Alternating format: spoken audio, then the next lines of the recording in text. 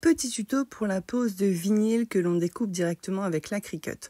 Donc comme vous pouvez le voir, au niveau des lettres, elles sont inversées. C'est-à-dire que mon inscription, il va falloir qu'elle soit automatiquement inversée, sinon l'écriture de l'autre côté elle va être à l'envers.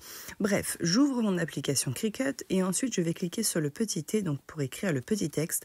Donc je vais ensuite écrire mon petit texte, je vais mettre l'écriture que je souhaite, je vais mettre la dimension que je souhaite pour pouvoir le mettre pour que ça rentre bien dans ma lettre, je suis désolée. Et ensuite, je vais cliquer sur symétrie.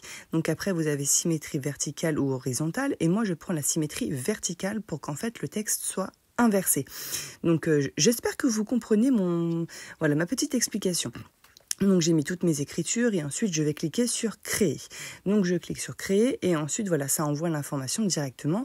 Là je repositionne, vous avez vu, vous avez aussi un mode miroir que vous pouvez mettre. Donc ça vous évite de mettre le mode symétrie. En fait, si vous laissez votre texte normal, il faut bien pensez à cocher miroir. Si vous le mettez déjà en symétrie verticale, il n'y a pas besoin de cocher le mode miroir.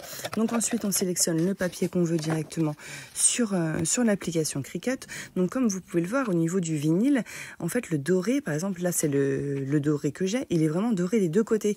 Donc en fait, on peut le mettre en face normale ou en inversé. Donc ensuite, j'envoie toute l'information à ma Cricut. Allez hop, go. J'attends que ça se découpe. Bien évidemment, je vous ai mis la vidéo en maxi accéléré. Ensuite, ma découpe est terminée. Je clique sur décharger. Mon papier s'enlève. Allez hop. Et ensuite, je vais venir découper mes petites inscriptions. Et je vais venir, comme vous pouvez le voir, là, l'écriture, elle est vraiment à l'envers.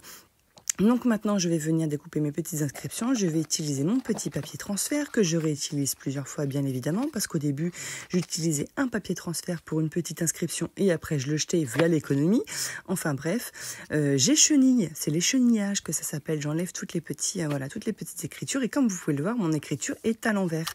Donc ensuite, je passe directement mon papier transfert et quand je vais venir le positionner donc sur ma lettre, bien évidemment, il sera à l'envers, mais à l'endroit pour la face de l'objet. Je ne sais pas si vous comprenez ce que je dis. Enfin bref, parce que c'est une personne qui m'avait posé cette question. Donc pour l'exemple que je vous montre, c'est-à-dire que le fond du moule, c'est la face de ma création. Donc automatiquement, je mets mon écriture à l'envers. Et comme vous allez pouvoir le voir, je vais vous faire voir. Quand je vais vous faire voir le fond du moule, donc la face de la création, l'écriture sera à l'endroit. Donc voilà, j'espère que mes petites explications auront été assez claires. Je vous fais des gros bisous.